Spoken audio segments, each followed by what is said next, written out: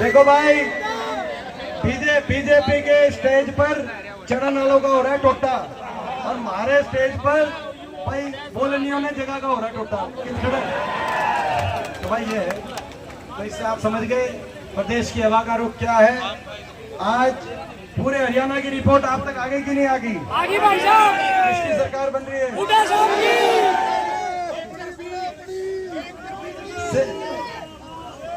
System घुमा दिया कि नहीं घुमा दिया? सिस्टम हरियाणा कोने कोने से एक ही आवाज आ रही है, बीजेपी की ये दमनकारी सरकार जा रही है हुड्डा साहब के नेतृत्व में कांग्रेस पार्टी की सरकार। अब देखो, हमने नहीं कहा था कि नारा लगाओ आ रही है, मगर भीतर से आवाज आई था, क्योंकि इन्होंने दुखी कर दिया, इन्होंने जद्दिद बिरादरी हर आदमी को दुखी कर दिया। बीजेपी की सरकार आई, केवल बड़े उद्योगपति घरानों के हिसाब किताब से सरकार चली, और हरियाणा जो विकास और खुशहाली का प्रतीक प्रदेश था, आज उस प्रदेश को, हरियाणा प्रदेश को देश में नंबर 1 बना दिया इस सरकार ने। बेरोजगारी में हरियाणा देश में नंबर 1 बन गया, नशे में हरियाणा देश में नंबर 1 बन गया, अपराध में, क्राइम में। गरीब आदमी की सारी स्कीम बंद करने वाली ये सरकार साबित हुई। देश में सबसे ज्यादा महंगाई लाने वाली ये सरकार साबित हो। भ्रष्टाचार तो इतना, दोनों मिलके लूट गए। 2 डबल इंजन आए थे, BJP JJP double engine, BJP ने भी लूटा, भाई जेजेपी ने भी लूटा। ये है कंपटीशन, किसने ज्यादा कम लूटा। आपने देखा होगा जब इनका समझौता टूटा, ये डबल इंजन का जब समझौता टूटा बीजेपी और जेजेपी का, अगले दिन दुष्यंत चौटाला का बयान आया कि मैं 5 साल के बीजेपी के घोटालों की लिस्ट ले रहा हूं, सारे घोटालों के राज बताऊंगा। और उसके अगले दिन खट्टर साहब का बयान आया कि दुष्यंत चौटाला के 5 साल के घोटालों की जांच कराऊंगा। बताओ, समझ गए कि नहीं समझ गए? तो भाई ये डबल इंजन हो गए फेल। ये जो डबल इंजन हो गए इनका, बेटे इंजन रह गए, डब्बा कोई पाया नहीं। ठीक बात है ना, डब्बा तो कोई बचा नहीं। भाई अगर उकलाना हल्का को आप विकास के मामले में आगे लेके जाना चाहते हो, तो इस डबल इंजन को पहुंचा दो चंडीगढ़। ये डबल इंजन है, इसको पहुंचा दो आप चंडीगढ़, और हम सभी मिलके हमारे बहुत अच्छी जो टीम पूरी हमारी बन रही है हुड्डा साहब के नेतृत्व में, चौधरी उदय भान जी की अध्यक्षता में, हमारे सांसद जी जयप्रकाश जी, उनके सहयोग से, तो भाई ये डबल इंजन, भाई देखो वोट तो एक पड़ेंगी, लेकिन भाई आपको जो है नरेश जी भी यहाँ से मिलेंगे। भाई उसी एक वोट से आपको नरेश जी भी विधायक मिलेंगे। आपको हरियाणा के अंदर बीजेपी सरकार जिससे आप दुखी हो, उससे भी पीछा चुकेगा। हुड्डा साहब के नेतृत्व में सरकार भी चंडीगढ़ में उसी वोट से हुड्डा साहब को आप मुख्यमंत्री बनाओगे। और भाई जो है ये तो सारी चीजें मिलेंगी, लेकिन रिंग की टिक्की की जो ऐड है ना कि भाई 2 के साथ 1 फ्री आजकल चल रहा है, विज्ञापन आपने देखा होगा। तो भाई नरेश जी भी मिलेंगे, जेपी जी मिलेंगे, हुड्डा साहब भी मिलेंगे, और भाई तारा भतीजा दीपेंद्र तो फ्री उसी वोट में। भाई एक वोट के कितने लोगों के पास जाएगी वोट, आप अंदाजा लगाओ। आज हरियाणा का भट्टा बिठा दिया इस सरकार ने। ऐसी सरकार निकली, गरीब की सारी स्कीम बंद, जो बता रहे थे नरेश जी। ऐसी सरकार निकली, ये जो सारे पीछे बैठे हैं वो सारे साथी खड़े हैं, उनको करे यार बैठ जाओ, तुम यार इस पे मत छोड़ो, हमें पता है जोश बहुत है, थोड़ा सा और बैठ जाओ। दीपेंद्र भाई साहब ये थोड़ा सा काबू में आया, थोड़ा सा, मगर ये जोश दिखाई दे रहा है, ये जोश कुछ बता रहा है। जोश बता रहा है कि नहीं बता रहा है? तो इन्होंने बहुत नुकसान किया, आपने देखा, हर आदमी को उलझा दिया। ऐसी सरकार आई, किसी को प्रॉपर्टी आईडी में उलझा दिया, किसी को फैमिली आईडी में, पहचान पत्र में, किसी को पोर्टल में।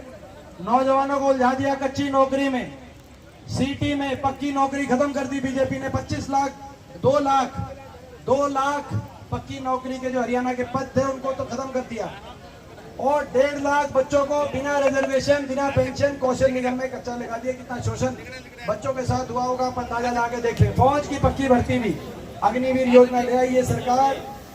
ऐसी सरकार निकली कि इन्होंने बाबा साहब भीमराव अंबेडकर जी के संविधान तक को नहीं छोड़ा।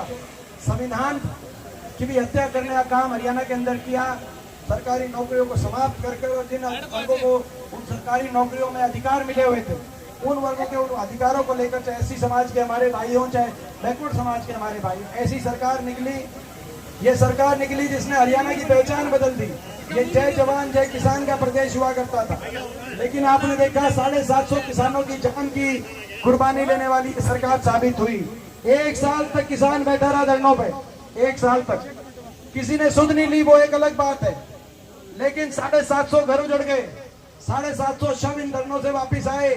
बहुत से हिसार जिले के भी थे, बहुत से उकलाना हल्के के भी थे, पूरे हरियाणा के थे।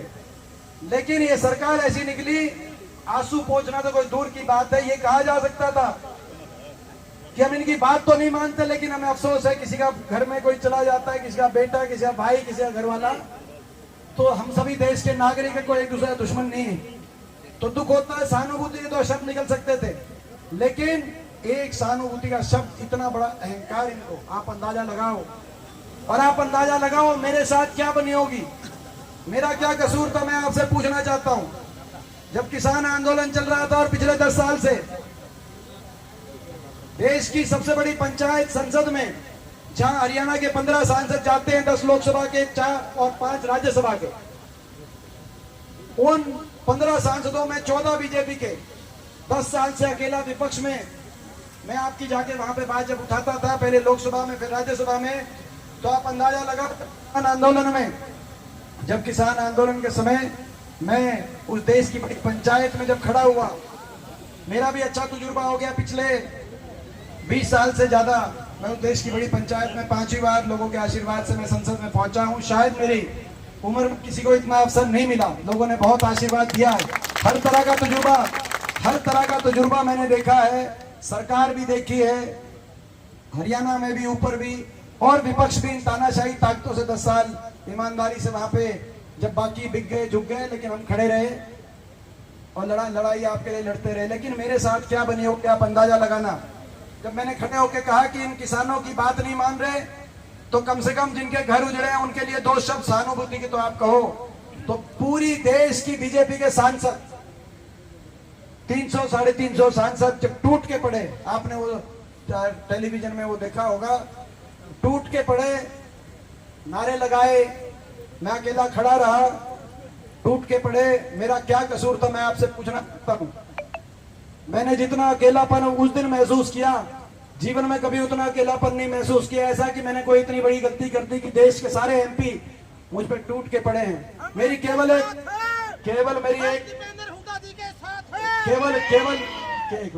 एक गलती थी मेरी, कि मैं आपका बेटा था, और मेरी दूसरी कोई गलती नहीं थी, और मैं ईमानदारी से वहां पर आपके लिए खड़ा रहा। दूसरे दुष्यंत चौटाला जैसे की तरह दिल्ली जाकर बीजेपी के सामने मैंने सरेंडर नहीं किया, 10 साल खड़ा रहा। मेरी केवल यही मेरी गलती थी, दूसरी कोई गलती नहीं। और क्या कसूर था उन बेटियों का, क्या कसूर था विनेश फोगाट का, क्या कसूर था साक्षी मलिक का, उन बेटियों का क्या कसूर था, जिन बेटियों को दिल्ली की सड़कों पे घसीटवाने का काम इस सरकार ने किया, न्याय नहीं दिया। राय धर्म ये कहता है कि नागरिक में भेदभाव ना हो। जब बहन बेटी की इज्जत आए, तो अपने दुश्मन की बहन बेटी की इज्जत को भी अपनी इज्जत मानना इस देश की संस्कृति है। लेकिन उन बेटियों को 6 महीने तक दिल्ली की सड़कों पे घसीटवाया इस सरकार ने। 6 महीने तक एफआईआर नहीं हुई। हम धन्यवाद करते हैं सुप्रीम कोर्ट के कहने से फिर आखिर में एफआईआर दर्ज हुई, और धन्यवाद करते हैं दिल्ली की न्यायपालिका ने कह दिया कि आरोपी बीजेपी के सांसद ने उन 6 बेटियों के साथ गलत काम किया था। ऐसे आरोप मिले तभी आरोप तय हुए दिल्ली न्यायपालिका में। लेकिन 6 महीने तक ओलंपिक विजेता बेटियां दिल्ली की सड़कों पे, उनको न्याय नहीं मिला। इतना अन्याय, इतना घोर अन्याय आपके प्रति, कितना इस सरकार के दिल में भेदभाव की भावना होगी, आप अंदाजा लगा सकते हैं। क्या कसूर था उन बेटियों का, केवल ये कसूर था कि वो आपकी बेटियां थी। तो ऐसी सरकार, अहंकार इतना कि बाबा साहब भीमराव अंबेडकर जी के संविधान को भी नहीं इस सरकार के अहंकार ने बख्शा। वो तो लोगों ने इनका घमंड तोड़ा, लोकसभा चुनाव में 400 पार के नारे की हवा निकाली और संविधान को बचाने का काम किया। और मैं आज कहना चाहता हूं, जिस दिन बटन दबेंगे 5 तारीख को ना, दबेंगे कि नहीं दबेंगे? एक दिन मैं बीजेपी को कहना चाहता हूं, आपको याद होगा जब हम गए चुन के हरियाणा से 5 और देश में 100 MP आए कांग्रेस पार्टी के, हमने जय संविधान का नारा लिया, वहां पे संसद में लिया था कि नहीं लिया था जैसा? और बीजेपी को बड़ी तकलीफ हुई थी कि नहीं हुई थी जय संविधान के नारे से? और बीजेपी ने, स्पीकर साहब ने जब जय संविधान का नारा लिया तो कहा था कि नहीं कहा था कि भाई जय संविधान के नारे की जरूरत नहीं है? और 550 MPओ में आपका बेटा अकेला खड़ा हुआ था कि नहीं कि भाई देश तो जय संविधान से चलेगा? भाई, और फिर स्पीकर साहब ने कहा, जब मैं खड़ा हुआ मैंने कहा देश जय संविधान से चलेगा, इस नारे पे किसी को आपत्ति नहीं होनी चाहिए। तो स्पीकर साहब ने क्या कहा मुझे? कहा कि बैठ जाओ। यही कहा था कि नहीं बैठ जाओ? भाई जिस दिन बटन दबे उस बटन में से जय संविधान का नारा निकलकर स्पीकर साहब तक पहुंचा देना, मैं आपसे ये कहने के लिए आया। जिस दिन बटन दबे बटन में से जय जवान जय किसान की आवाज की गूंज दिल्ली बैठे लोगों तक पहुंच जानी चाहिए, वही मैं कहने आया हूं। जिस दिन बटन दबे, देखो भाई, जिस दिन बटन दबे उस दिन दिल्ली बैठे हुक्मरान, तानाशाही हुक्मरानों को ये पता चलना चाहिए ये हरियाणा है प्रधान। ये पता चल जाना चाहिए कि हरियाणा है, हमको ठग के जा सकते हो, हम सीधे हैं, शरीफ हैं, हम ठगे जा सकते हैं। लेकिन जो ठग के जाता है उससे हिसाब लेना भी जानते हैं, उसका हिसाब करना भी जानते हैं। ये हरियाणा है। ये हर वर्ग, कोई वर्ग नहीं छोड़ा। कर्मचारी ओल्ड पेंशन स्कीम के ले गए, कर्मचारियों पे लाठीचार्ज। सरपंच आपने नए ताजे बनाए थे, बड़े शिखर के चंडीगढ़ गए थे तो सरपंचों पे लाठीचार्ज। छोटे छोटे बच्चों को स्कूलों के आगे बैठना पड़ा। 500 स्कूल में धरने चले। गरीब आदमी का बच्चा स्कूल में जाता है, सरकारी स्कूल में 5000 स्कूल बंद कर दिए सरकार ने। 500 स्कूलों के आगे पहली दूसरी 5वीं क्लास का बच्चा जब धरने में बैठे, कहे कि हमारा स्कूल बंद मत करो, और प्रदेश के शिक्षा मंत्री ये कहें कि भाई ये तो विपक्ष ने बिठा रखे हैं, तो आप सोच सकते हो कि ये सरकार की क्या, उनका भी कोई समाधान इस सरकार ने नहीं किया। तो आज हर वर्ग का अपमान, हर वर्ग को नजरअंदाज चलने वाली सरकार के, ये सत्यवान जी हमारे साथ हैं, मेरा स्टाफ है, कह रहे हैं कि जी टाइम हो गया, टाइम खत्म हो गया, बोला हेलीकॉप्टर को उड़ने का टाइम हो गया, टाइम खत्म हो गया। ये बात आती, कह रहे हैं सही है, टाइम खत्म हो गया, बीजेपी का टाइम खत्म हो गया। भाई कांग्रेस सरकार आ रही है, हर वर्ग के लिए फैसले लेंगे। प्रदेश को, छत्तीस बिरादरी को, हर धर्म को एक साथ लेकर आगे कांग्रेस पार्टी चलेगी। बीजेपी समाज तोड़ के राजनीति करती और कांग्रेस की विचारधारा समाज को जोड़कर ये तोड़ेंगे और हम जोड़ेंगे। देखो इस बार भी मैंने नहीं कहा था नारा लगाने में, सारे आ गए, क्योंकि ये जोड़ने की जो भावना, ये भगवान की भावना, इंसानियत की भावना है। ये तोड़ेंगे और हम, हमारी सरकार गरीब को गणेश मान के चलेगी, बड़े उद्योगपति घरानों के हिसाब से नहीं, हरियाणा की गरीब जनता के हिसाब से हम चलेंगे, किसान के हिसाब से चलेंगे। सरकार में आते ही देश में सबसे ज्यादा 6000 बुढ़ापा पेंशन करने का काम करेंगे। अपनी माताओं और बहनों को महंगाई से बचाने के लिए 300 यूनिट बिजली में राहत देने का, 300 यूनिट बिजली फ्री कराने का काम करेंगे। और 2000 रुपए की रसोई खर्च पेंशन, इतनी महंगाई होगी, अलग से बनवाने का काम करेंगे। 500 रुपए में गैस का सिलेंडर, कर्मचारी को ओल्ड पेंशन स्कीम, किसान को MSP की गारंटी, और हारी बीमारी हो जाए किसी गरीब परिवार पे, बहुत बड़ा इलाज में खर्च, पूरा घर उसमें दबाव में आ जाता है, संकट में आ जाता है। राजस्थान की अशोक गहलोत जी की सरकार के तर्ज पर हरियाणा में भी चिरंजीवी योजना हम लेके आएंगे, और 25 लाख तक का कोई बड़ा हारी बीमारी हो जाए गरीब परिवारों को इलाज का खर्च में सरकार की तरफ से। SC समाज, OBC समाज और छत्तीस बिरादरी के BPL परिवारों के लिए 100 गज के प्लॉट की स्कीम, जो हमारे समय जो योजना चली थी और खट्टर साहब ने आते ही बैन कर दी कि कोई एक प्लॉट नहीं मिलेगा। कितना आपके प्रति, इनके मन में कितनी आपके प्रति भेदभाव की भावना गरीब के प्रति होगी। जिस दिन सरकार बनी, अगले हफ्ते ऑर्डर हो गया कि 100 गज के प्लॉट की स्कीम खत्म कर दी जाए। वो 100 गज के प्लॉट की स्कीम दोबारा शुरू कराएंगे, महात्मा गांधी ग्रामीण बस्ती योजना। और साथ में जरूरतमंदों को मैं पूछना चाहता हूँ, पूरे हल्के में, उकलाना हल्के में, पिछले 10 साल में भाई गांव में कोई मकान आया? एक हफ्ता कोई आ गया होगा तो आ गया, नहीं तो गांव में कोई मकान नहीं आया गरीब आदमी का। तो जरूरतमंदों को 3.5 लाख तक की आर्थिक सहायता, जिसको जरूरतमंद है, जिसके घर पे छत नहीं, वही जानता उसका दर्द। 3.5 लाख तक की आर्थिक सहायता कराकर और जो है मकान का जो है उसके लिए और इसके साथ साथ ओबीसी समाज के लिए क्रीमी लेयर 6 लाख से बढ़ाकर 10 लाख तक, और ओबीसी समाज की मांग पर सरकार आते ही जातिगत जनगणना कराकर और सबको अपना उनका अधिकार दिलाने का हम कार्य करेंगे। ये कांग्रेस पार्टी का हमारा भाई, ये कांग्रेस पार्टी का घोषणा पत्र है। तो भाई वो देखो, बात बहुत रहेगी, बात सारी तो आ नहीं सकती, लेकिन मोटी बात ये है, देखो मोटी बात ये है, देखो आपके लिए,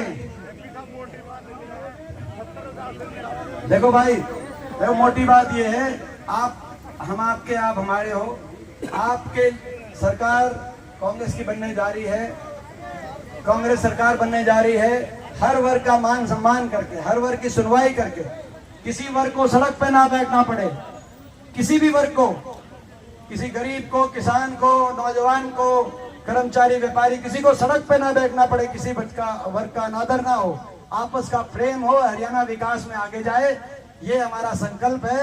इस संकल्प में बताओ, उकलाना वाले बताओ भाई, इस संकल्प में उकलाना हल्का किसी से पीछे तो नहीं रहेगा भाई, संकल्प में साथ है भाई। यहाँ से भाई जीत तो पक्की है, जीत की बात नहीं है, जीत करोड़ा नहीं है, लेकिन बड़ी जीत, बड़ा आशीर्वाद, बड़ी जीत, ताकि जब बड़ी जीत के साथ आप चंडीगढ़ भेजना भाई नरेश को, ताकि बड़ी ताकत के साथ उनको आपका काम कराने की चंडीगढ़ से जो है बड़ी ताकत के साथ आए। दूसरी सेलवल की भाई, हेलो, हाँ जी दूसरी जीत होगी भाई, वो मैंने बता दिया भाई। देखो भाई, बड़ी जीत, और सुनो, बड़ी जीत की जिम्मेदारी आपकी। और भाई सुनो भाई, अपने हल्के के लिए, कामों के लिए 8 तारीख के बाद मीटर हम खींच देंगे भाई जिला में। और जीत बड़ी होनी चाहिए, जितनी बड़ी जीत होगी उतनी ताकत नरेश जी को आप देने का काम करेंगे। और भाई ये हमारे भाई हैं नरेश, ये भाई हैं। सुनो, आपने सुना होगा, इनका एक मंत्री का बयान आया, जेपी दलाल का बयान आया कि भाई ये लोग खिलाफ हो गए, हमें पता हम हार रहे हैं, लेकिन कांग्रेस के एमएलए कितने ही आ जाएं। बोला कांग्रेस के एमएलए कितने ही आ जाएं, बीजेपी पार्टी ने मध्य प्रदेश और महाराष्ट्र में तोड़ दिए थे, तो भाई हरियाणा में भी तोड़ेंगे। उनका बयान देखा कि नहीं देखा, जो जेपी दलाल लोहारू से हार रहा है, लोहारू से खुद हार रहे हैं और कह रहे हैं कि भाई लोग कितने ही खिलाफ आ जाएं, एमएलए आएंगे, एमएलए ही तो जिता सकते हैं। बोला एमएलए को हम तोड़ेंगे। ये टूटनिया एमएलए नहीं है नरेश, ये भाई आप देखो भाई, ये वो ऐसे साथी हैं हुड्डा साहब के और हमारे, ये वो ऐसे साथी हैं। मोदी सरकार क्या, रूस से पुतिन ने भी बुला दो तो भी नहीं आया। ये है जी, मैं बताऊं, ये राजनीति की सारी बने आपको बता दी भाई। तो भाई आप अपना काम पे पूरे रहो, और 8 तारीख के बाद मीटर हम खींच देंगे कामों की। और भाई नरेश जी को जितना बड़ा आशीर्वाद, उतनी बड़ी जिम्मेदारी दिलवाने का इनका काम है। और सुनो भाई, कौन सी वोटिंग की तारीख याद रखना, कौन सी तारीख की वोटिंग? 5 तारीख बीजेपी फारिग।